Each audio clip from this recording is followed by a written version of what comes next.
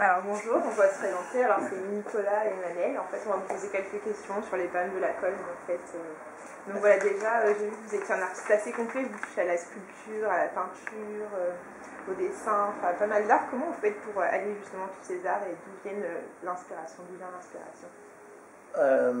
C'est vraiment deux grosses questions. Ouais. Pour moi, tous les arts se rencontrent. Je fais de la musique, Ouais. de la photo, de l'installation, du commissariat d'expo aussi. Pour moi, les arts ne se séparent pas, ça va ensemble. D'accord. Et j'oublie la deuxième question. La deuxième question, c'est d'où vous puisez cette inspiration? Alors, je crois pas en l'inspiration. Voilà. L'inspiration, j'y crois pas du tout. Non, c'est intéressant. Le matin, je me lève la tête dans le schtroumpf, comme tout le monde, et je mets un certain temps avant de me réveiller et de m'y mettre. Et puis en général, on me donne un thème, ou j'ai des thèmes de prédilection dans mon travail personnel. Ouais. Mais je démarre toujours de ces thèmes. Alors l'inspiration, je n'y crois pas du tout. Il y a des gens qui sont très inspirés, tout ça. Voilà. Il n'y a personne qui me guide. Non, mais tout ça bien. Voilà, il n'y a pas une règle définie qui régit les lois de la physique ou les lois de l'art, en fait, donc c'est vraiment par rapport à la personne. Oui, voilà, oui, il y a autant de... Moi j'ai envie de dire qu'il y a autant de règles qu'il y a d'artistes, hein, parce que de nos jours, on fait des beaux livres d'histoire de l'art avec des belles images. On nous explique qu'un tel était homosexuel, qu'un tel était ingénieur. Mais en général, on oublie de nous dire l'essence de l'artiste qu'il était. On ne replace pas dans l'époque. Par exemple, Léonard de Vinci, on nous parle de ses procès, on ne parle jamais de ses musiques, de ses compositions musicales. On entend toujours les mêmes clichés. Et donc, en fait, si vraiment on est intéressé par l'art, on s'intéresse à chacun des artistes. Ben justement, est-ce que vous pouvez nous présenter votre parcours avant justement quelle a été votre formation pour voir un petit peu votre évolution? Ma formation, c'est les Lego, Astérix, beaucoup Astérix. Ouais. Et ma première expo, c'est à 10 ans, ma deuxième, c'est à 10 ans, et après, j'ai pas arrêté. Donc à 14 ans, j'ai fait ébéniste, puis j'ai eu ma maîtrise d'ébénisterie. Entre-temps, j'ai appris le métier de sculpteur sur bois chez Jean Cortez, qui était le maître de Nicolas Lavarenne, et de pas mal d'autres sculpteurs de la région, en fait. Mais j'ai eu ma maîtrise très très jeune, à 18 ans. Voilà, et puis après, j'ai eu mon atelier, puis j'ai voulu passer mon bac en candidat libre pour reprendre mes études, parce que je venais de l'Ariane et que c'était pas facile. Tout le monde m'a dit tu n'auras jamais ton bac. Je l'ai eu les doigts dans le nez. Comme quoi, hein, on peut venir de n'importe comme où. Ça. Et puis donc je suis rentré à la Villarson, je n'ai fait que 2 ans, je m'y ennuyais beaucoup. Donc après j'ai eu atelier. J'ai beaucoup bossé en squat, puisque je fais partie des gens qui ont ouvert les Diables Bleus, et avant ça j'étais à la Lanterne, et avant ça au Bonnet d'Âne, j'ai tenu un café littéraire aussi, j'ai fait plein de choses. Et j'ai été travailleur social aussi.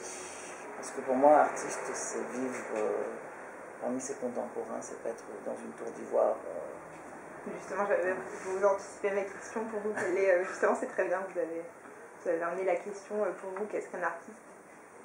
Ah ben, tout le monde peut être artiste, tout le monde ne l'est pas parce que tout le monde n'a pas le luxe de faire le choix de s'offrir le temps de l'être. Voilà. Alors après... notre définition d'un artiste, c'est quelqu'un qui va aux impôts et qui dit « Bonjour, je vais être artiste, on vous donne un numéro de sirette, et là vous êtes artiste. » Et il y a pas mal de gens qui sont des peintres amateurs, qui exposent sur les places de village et tout ça, et qui sont aussi artistes. Et alors après, il y a des puristes des artistes qui vont dire « Ouais, non, un artiste, c'est quelqu'un qui fait des expositions. » Oui, j'en sais rien. Il y a les artistes qu'on trouve dans l'histoire de l'art et puis les artistes contemporains, c'est-à-dire ceux qui vivent parmi nous. D'accord. Et justement, venons aux palmes de la com. Comment sont-elles venues à vous, justement? Comment vous à votre avis, pourquoi on a fait appel à vos services? C'est très simple. Marie Chantal est venue à plusieurs de mes expos. On a bien accroché tous les deux. Et puis, elle avait envie que je fasse ces palmes. Elle m'en parlait depuis 2 ans déjà. Tout simplement, oui. Oui, elle m'en a pas mal parlé. En fait. Et est-ce que vous pouvez nous dire justement comment s'est passée la fabrication de ces trophées Alors au début, je voulais faire des palmes. Là, c'est des palmes. Et avec un petit bonhomme qui l'a tordé dans tous les sens. Et puis je me suis dit, le petit bonhomme n'a pas de sens avec la palme. Alors j'ai écrit comme 15e palme de la com. Voilà, c'est tout bête. Bon, après, c'est tout bête, oui et non. Le matériau, c'est des clous. C'est quand je chauffe mon école avec ce poêle-là. Je fais chauffer des palettes, et dans les palettes, il y a des clous. Je récupère des clous. Comme ça, ils sont plus durs, plus trempés. L'acier est plus beau. Et avec la tige, des morceaux d'étendoir à linge, parce que je travaille beaucoup la récupération. Je veux pas qu'on voit que c'est de la récupération, mais je travaille la récupération. Et là, voilà, je voulais juste faire des palmes. Pour revenir au début, quoi, palmes. Ouais, d'accord. J'ai un petit peu regardé les travaux des autres artistes et j'avais envie de... Justement, comment l'idée, elle vous est venue, justement, par rapport au... Je me suis dit, communication, la communication, c'est quelque chose d'efficace, donc aller au plus simple. Et quelle a été la plus grande difficulté, en fait, de faire ces palmes au niveau du travail c'est de ne pas fondre le métal. Parce que je travaille avec un arc, c'est de la soudure à l'arc.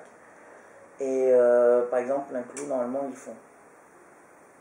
Et quand je fais la signature avec de tout petits clous comme ça fond. D'accord. Donc la difficulté, c'est de ne pas fondre le métal. Après, c'est que du dessin, quoi. Trouver la forme, c'est... Voilà, j'espère que c'est un peu ludique, que c'est un peu rigolo aussi.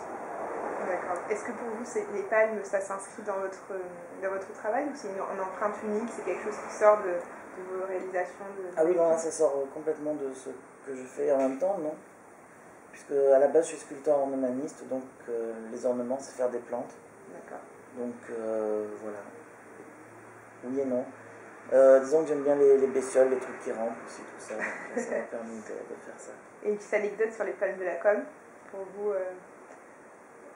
qu'est-ce que ça vous a appris Ah non, moi, l'anecdote, allez, c'est pour de rire. Je voyais bien toutes les agences de com monter le tapis rouge et puis avoir la palme au bout.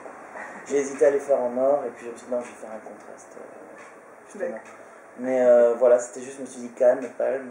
J'ai entendu la cité de la peur de l'émile tout le long. Ah d'accord. Voilà, je ne suis pas doué à l'anecdote. Non, c'était pas vrai. Et est-ce que c'est la première fois que vous alliez votre travail à de l'événementiel? Pas du tout. Pas du tout, c'est... Non. Alors ça dépend ce que vous appelez événementiel. Je suis moi-même souvent source d'événementiel à travers un collectif. J'ai organisé Journée du patrimoine pour Troyes-Levens aussi, par exemple. Et sinon, s'il s'agit de trophées, j'avais fait le trophée Garibaldi, le trophée des jeunes réalisateurs du cinéma aussi. J'ai fait pas mal de trophées en fait. D'accord, ok. Et vous en pensez quoi des palmes de la communication? Alors, qu'est-ce que... moi, les palmes de la communication, c'est un concours. Les concours, je déteste ça. Voilà. Après, alors, souvent, il y a quelqu'un qui a souvent gagné les palmes, que j'aime beaucoup, qui s'appelle Philippe Hearst. Et lui, je l'aime beaucoup. Un de ces jours, j'aimerais bien qu'il me garde une de ses affiches, parce que, voilà. Ouais, on a vu ses affiches, Celle pour l'orchestre philharmonique avec le violon, avec de l'eau, par exemple. Ouais, puis souvent, un travail très léché, très recherché. Ouais. Tant au niveau des couleurs que... Et c'est justement, de nos jours, des affiches, des images, on est abreuvé d'images, on en voit partout. Les images de Philippe font encore rêver, quoi. Moi, des fois, je vois des pubs. Je pense à la pub de la Foire de Nice il y a quelques années, on voyait une meuf, on voyait que son décolleté, c'était sympa. C'est sympa de voir un décolleté, c'est toujours ça. Mais il m'en reste rien de poétique, quoi. Alors que quand je vois une affiche de Philippe, c'est poétique. Voilà.